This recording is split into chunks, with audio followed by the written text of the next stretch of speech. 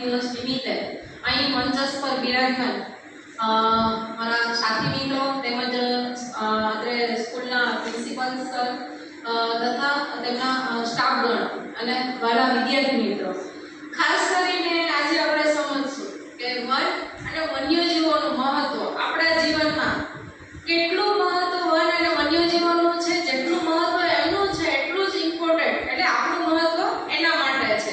આ બે વચ્ચેનો જે સંબંધ છે પરસ્પર, એ આજે આપણે સમજશું. એની સાથે સાથે ઘણી બધી વાતો કરશું. એની સાથે સાથે તમારે જે પ્રશ્ન હશે એના પણ આપણે જવાબ આપશું. ખાસ કરીને કહીએ, સરે કીધું કે કાલે વિશ્વ ચકલી દિવસ હતો. તમે જોતા હશો કે તમારા દાદા, તમારા પપ્પા જ્યારે નાના હતા ત્યારે આપણા આંગણામાં ચકલી ચીચી કરતા, એની સાથે બાળકો મોટા થતા.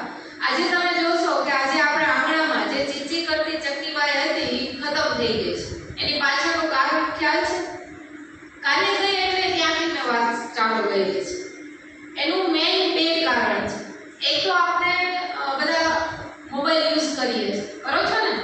અને ગેમ રમવી ગમે, યુટ્યુબ જોવો ગમે, સોશિયલ મીડિયા અને રીલ જોવી ગમે, પછી હા ઘણા બધા યુઝ કરતા હશો, બરોબર. બીજું રીઝન છે કે આપણા જે હાઈફાઈ સિમેન્ટ કોન્ક્રીટના જંગલો, અને આપણે એટલા મસ્ત મકાન કરીએ, 2 કરોડનો બંગલો કરીએ, પણ આપણા ઘરમાં કે આપણા બંગલાની અંદર એક માખી કે એક જીવાત પણ આવવા ન દઈએ, બરોબર ને? એકદમ પરફેક્ટ પેક કરીએ. પહેલાના સમયમાં કેવા મકાન હતા? નળિયાવાળા, મોગવાળા, છબીમાં ઓસ્ટ્રીમાં જોઈએ તો છબીની લાઈન હોય, દાદીના ફોટા હોય, ભગવાનના હોય, ને એની પાછળ ચકીબાઈ નેસ્ટ કરતા. ઘણી વખત તો પંખા ઉપર ટ્યુબલાઇટના ધોકા, આજે ટ્યુબલાઇટના ધોકા ખતમ થઈ ગયા, હે ને? નળિયાવાળા મકાન જતા રહ્યા. તો મેઇન એનો આધાર હતો જે માળો કરવાનો. આપણું એનું જીવન સહજીવન હતું, સાથે વિતાવતા. જ્યારે બપોરના ટાઈમે જમવા બેઠા તો દાદા કે પપ્પા હોય તો એની ખંભે બેસી જતી ચકલી, માથે ટોપી ઉપર આવીને બેસી જતી. ઘણી વખત આપણે ચાલો લઈએ એટલે દાણા, એટલે કઈ પણ દાણા લઈએ તો આપણા હાથમાં જ આવીને થઈ જતી. પણ આજે એ ખતમ થઈ જાય છે. આપણે ચકલી જોવા નથી મળતા. હજી આપણે નસીબવાળા છીએ કે આપણા ગામડાની અંદર હજી પણ થોડું ઘણું જોવા મળે. પણ જે સિટીના બાળકો છે, હાઉસ સ્પેરો, એ હાઉસ સ્પેરોથી ઓળખે. ઘર ચકલી એટલે હાઉસ સ્પેરો. હાઉસ સ્પેરો એટલે જોવા માટે આતુરતા હોય કે ભાઈ કેવી હોય છે, એનો અવાજ કેવો હોય છે. તો એને ખતમ કરવા માટે આપણે ક્યાંક ને ક્યાંક આપણું યોગદાન છે, હે ને? ખાસ કરીને જે મોબાઈલ ટાવર છે, એ એની જે જીવનની જે રોજિંદા આયુષ્ય હોય છે, એનું આયુષ્ય ખતમ થઈ ગયું છે. બીજું છે એની જે બ્રીડિંગ, એટલે કે બચ્ચા આપવાની જે ક્ષમતા છે, એ પણ ખતમ કરી રહી છે. તો આ એક મેઇન કારણ થયું. બીજું કારણ થયું એનું રેસિડન્ટ, કે એનું જે રહેવાના જગ્યા હતા એ આપણે છીનવી લીધા. આજે આપણે માળા બાંધીએ છીએ, એટલે વિશ્વ ચકલી દિવસ ઉજવણી કઈ રીતે અનુસંધાને ઘણા બધા માળાનું વિતરણ થયું. કોઈ પ્લાસ્ટિક પેલા બોક્સના વિતરણ કર્યા, કોઈ માટીના કર્યા, કોઈ લાકડાના કર્યા. પણ એના માટે આપણી પાસે પૂરતી સમજ નથી કે કઈ જગ્યાએ બાંધવું, કેવી રીતના બાંધવું. કેમ કે ડર, સરે કીધું ને કે બધા જીવો છે, આપણે પણ જીવો છે, પણ આપણા જીવો, આપણે કેવા જીવ છીએ? બુદ્ધિજીવી અને સામાજિક પ્રાણી છે. પણ આપણા જેવું ખતરનાક પ્રાણી એ કોઈ છે નથી ને? આપણાથી બધા ડરે કે નહીં? તો આ ચકલા માટેનો નેસ્ટ છે, કઈ રીતના બાંધવો? માનો કે અત્યારે ઉનાળાનો સમય ચાલે છે, તો આપણે એવી યોગ્ય જગ્યાએ મળે કે માળો હલવો ન જોઈએ, કે જ્યાં નેસ્ટ બાંધીએ છીએ ત્યાં આપણી અવર જવર કે બીજા અન્ય જેમ માનો કે સાપ લઈએ કે બીજા જે ઇન્સેક્ટ, એટલે કે જેની ઉપર ખતરો હોય, કે જેવા કે શિકારી પક્ષીઓ, સમડી હોય, બાજ હોય, તો એવા પક્ષીઓની નજર ન પડે એવી જગ્યાએ આપણે માળો બાંધીએ તો જોજો ચકલી છે, સનબર્ડ એટલે કે પર્પલ સનબર્ડ, એ બહુ સરસ પક્ષી, એવું સરસ નાનું, એટલો મસ્ત સુંદર અવાજ, એને એટલી લાગણી બંધાઈ જાય ને તો તમારે ઘરની નાની એવી ડાળખી હોય ને એની ઉપર એ માળો બાંધે. બીજું છે ટેઈલર બર્ડ, એટલે કે દરજીડો. આપણા ઘરની આગળ ઘણા બધા વૃક્ષો હોય, બદામ હોય, અમુક વેલાવાળા શાકભાજીના વેલાવાળા વાવતા હશો, અમુક મોટા પાન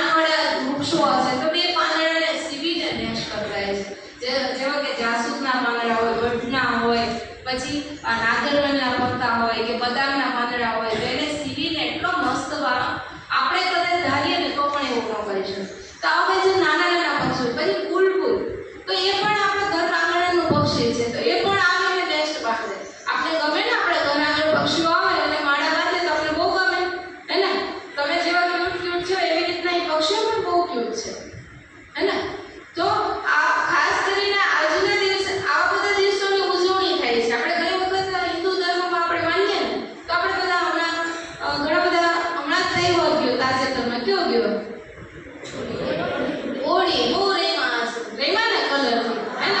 પાણીથી રેમાં આવે છે, કોઈ માટી કીચડથી રેમાં હશે, કલરથી રેમાં હશે. ગામડાની અંદર તો ઘણા બધા, કોઈ ગોબરથી રમતા હોય, કોઈ પેલું બળેલું ઓઇલથી રમતા હોય, બહુ બધા અલગ અલગ રમતા હોય છે. તો આપણે એવા બધા દિવસો ઉજવણી કરીએ છીએ, બરોબર? હમણાં આવશે, શું આવશે? રામનવમી આવશે ને? પછી હનુમાન જયંતિ આવશે, પછી આપણે દિવાળી તહેવાર, પછી નવરાત્રીના એટલી આતુરતાથી રાહ જોતા હોય, હે ને? તો આવા બધા દિવસો ઉજવીએ છીએ. એની સાથે સાથે તમે જોતા હશો કે તમારી સ્કૂલમાં ઘણા બધા વિશ્વ ચકલી દિવસ થયો, આજે આંતરરાષ્ટ્રીય વન દિવસ છે, હમણાં અર્થ ડે આવશે, પછી વાઇલ્ડલાઇફ વીક એટલે આખું વન્ય પ્રાણી સપ્તાહની ઉજવણી આવશે, વાઇલ્ડલાઇફ ડે ની ઉજવણી કરતા હશો. ઘણા બધા દિવસો, હમણાં વિશ્વ પર્યાવરણ દિવસ આવશે. આવા બધા દિવસોની ઉજવણી શા માટે કરવી પડી? જરૂર શા માટે થઈ? ન ઉજવવી તો ના ચાલે.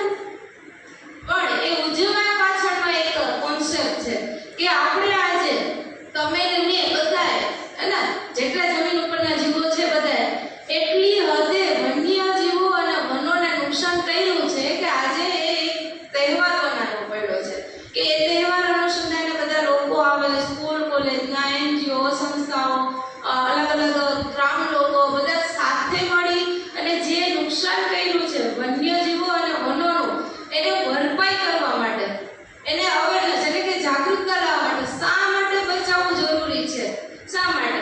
સરે એવું કીધું ને, હમણાં જસ્ટ કીધું કે ફૂડ ચેન એક આહાર શૃંખલા છે, એમાં મોસ્ટ ઇમ્પોર્ટન્ટ રોલ આપણો છે, હે ને?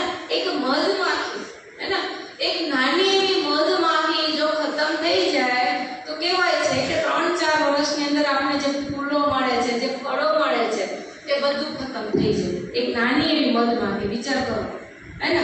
તો ઘણા બધા જીવો છે. ખાસ કરીને આજના દિવસે વાત કરીએ, હું પ્રાથમિક પહેલા શરૂઆત કરીશ કે તમે બધા 10 વર્ષથી મોટા છો ને, હે ને? તો જીવન જીવવા માટે આપણે 3 વસ્તુ ઇમ્પોર્ટન્ટ છે. શું છે? હવા, પાણી અને ખોરાક. સાચી વાત ને? બરોબર. આ ત્રણેય વસ્તુ આપણે ક્યાંથી મળે છે? પ્રકૃતિમાંથી, હે ને? પર્યાવરણમાંથી મળે છે કે કોઈના ઘરેથી મળે છે, હે? કે કોઈ એવો બિઝનેસ છે પર્યાવરણમાંથી મળે છે, હે ને? કોઈ એવો વ્યક્તિ ખરા તો મેડમ મારે તો ઓક્સિજનની જરૂર જ નથી પડતી, હું એમને જ જીવું છું, છે કોઈ હોય તો કહેજો એટલે અમને ખ્યાલ આવે, બરોબર? તો કોઈને જમ્યા વગર નથી ચાલતું, કોઈને પાણી વગર નથી ચાલતું અને ઓક્સિજન વગર તો બિલકુલ ન ચાલે. આ બધું આપણે પ્રકૃતિમાંથી મળે છે. તો કહેવાનો મીનિંગ એ છે કે બધું લઈએ તો છે, તમે હું બધા લઈએ છે, જેટલા ધરતી પરના જીવો છે બધા આ વસ્તુ લઈએ છે, પણ આપણે આપીએ છીએ શું? નેચરને, પર્યાવરણને શું આપીએ છીએ? કઈ નહીં આપીએ છીએ એક વસ્તુ, જે એન પ્રકારનું પ્રદૂષણ,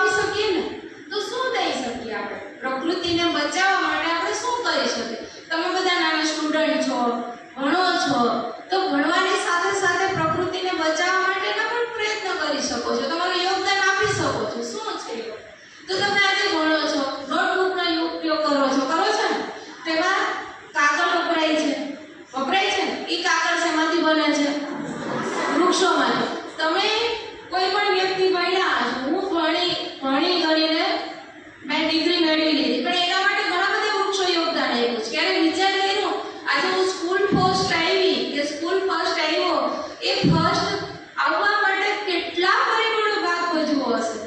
ઈ તમારી બુક જો ઈ બુક તમે એક વર્ષ ભણ્યા તો ઈ એક વર્ષમાં જેટલી બુકો વપરાણી એમાં કેટલા બધા વૃક્ષોએ યોગદાન આપ્યું છે.